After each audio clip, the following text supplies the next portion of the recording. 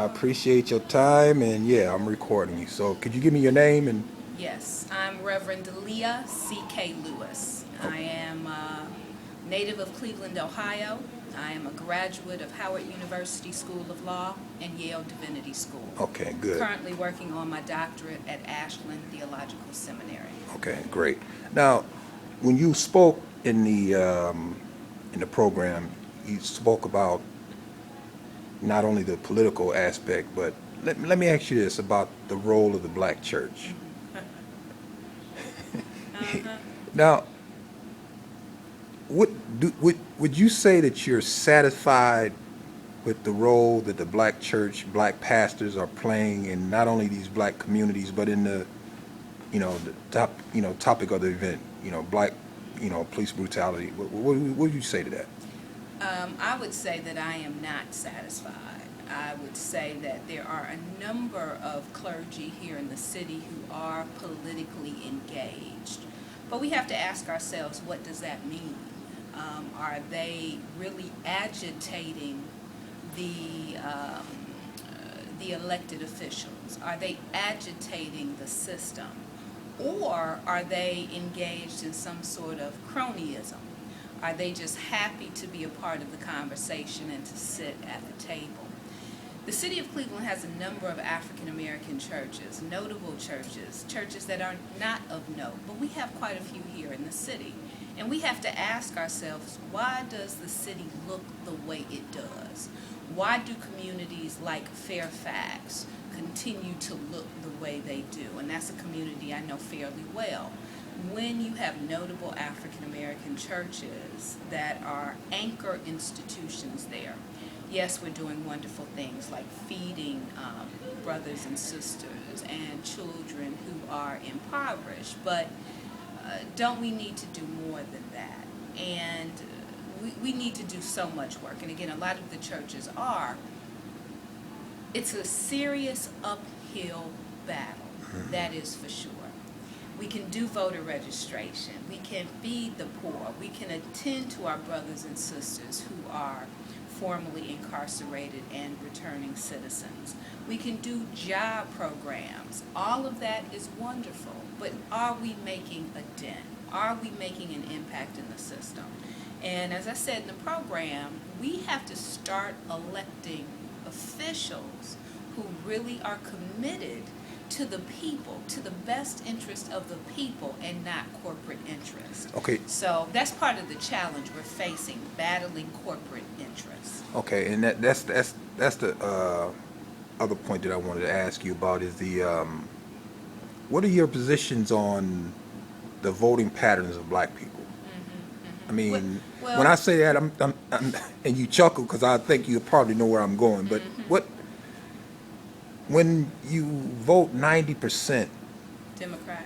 for Democrat, and the majority of people say black people claim to be Christians, I just can't make that connect. Could you elaborate on that? Well, I don't know if I can make the connection for you either, but yes, it's true that we by and large vote Democrat. And I do think to some degree the Democratic Party takes our vote for granted. If we look at, tomorrow Hillary Clinton apparently is going to announce her candidacy for presidency. She's going to seek the Democratic nomination. Right. People are making that a given.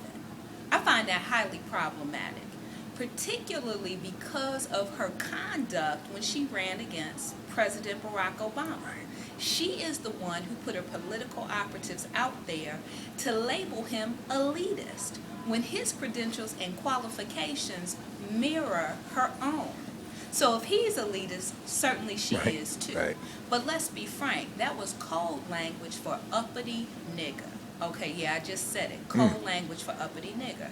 So you're telling me now that you want to come back to my community and we are simply supposed to grant you carte blanche in terms of our vote? I have a problem with that. And I'm one of those Democrats who wants to see other candidates in that race. So let me go beyond that. We do have to assert influence in the Democratic Party. And part of our challenge as a people, and by that I mean African American people, is the quality of the candidates that we are putting forward, okay? And I say that as an elected official. Again, we need candidates who are going to fight for our best interest. Right. I know here in the state of Ohio, the numbers are against us. We have a state legislature that is dominated by Republicans. We get that. It's a problem. But somehow, some way, we have still got to agitate the system. And as Democrats, African American Democrats, we have to stop allowing ourselves to be taken for granted, and we have to stop allowing ourselves to be taken advantage of. So now, would you say that of the two political parties, would you say that the Democratic Party at least caters more to black people's needs than the Republican Party? I think that the Democratic Party is by far the more liberal of the two, and I think those more liberal issues do align with our interests best.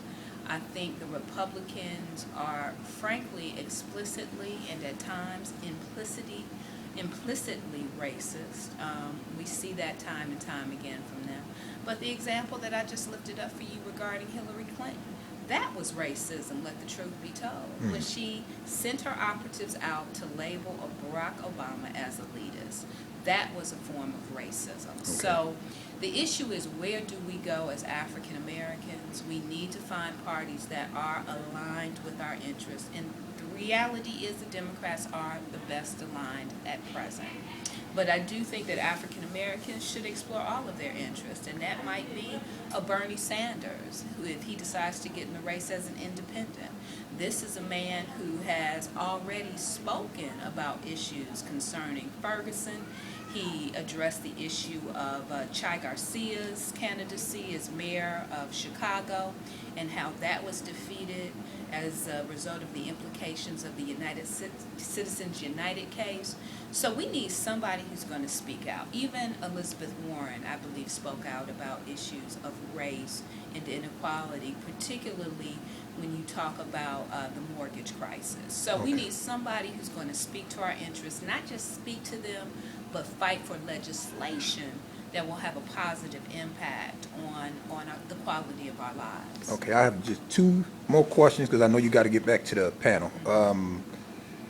What would you say to an individual who would suggest, when we talk about Black Lives Matter, and they always want to reference black on black crime?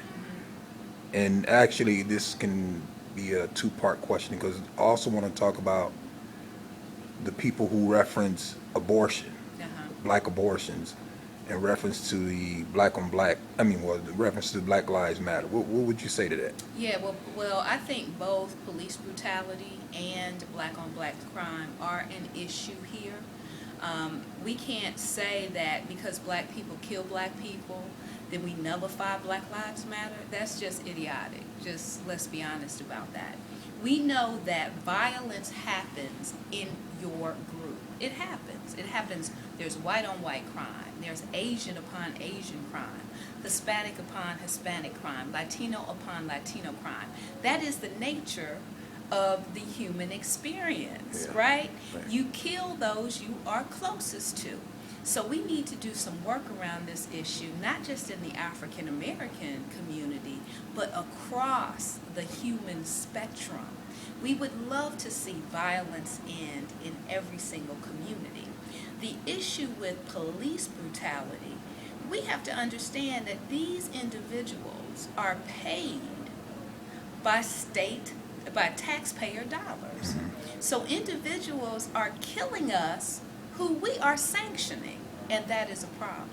The sanction, we understand that the police are now militarized. Therefore, they are no longer quote-unquote peace officers.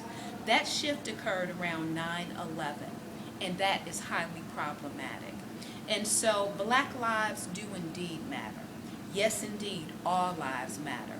But when you are African American, when you are Hispanic American, Latino American, or poor, and you are treated in a way that is unfair, unjust, and you are suffering disproportionately, it is a problem. thus the need for a campaign and a movement under the banner Black Lives Matter. Okay. So this issue of black on black abortion, I am pro-choice. I would love a dynamic where a woman was never confronted with the possibility of having an abortion. If we could improve sex education in this country, if we could improve economic circumstances that would not lead women to have abortions, if we could improve the quality of relationships between men and women who conceive children, whether they are conceived out of wedlock or in wedlock, those things would eliminate the opportunities or the need that a woman has to select to have an abortion. We do know that there are women who become pregnant as a result of rape. We need to eradicate rape. All of these things are dynamics that happen in the human experience, and they are traumatic for the individuals who experience them. So we need more compassion around these issues, and to insert the issue of abortion into the campaign of Black Lives Matter is highly egregious as far as I am concerned, because a woman does not come to that decision lightly. I don't believe any woman comes to that decision lightly who is morally sound, who is spiritually sound, emotionally, psychologically, and intellectually sound. All right, sister, I appreciate your time. And like I said, I know you got to get back to the panel, so, All right. but I appreciate you taking the time to talk with me. You're welcome.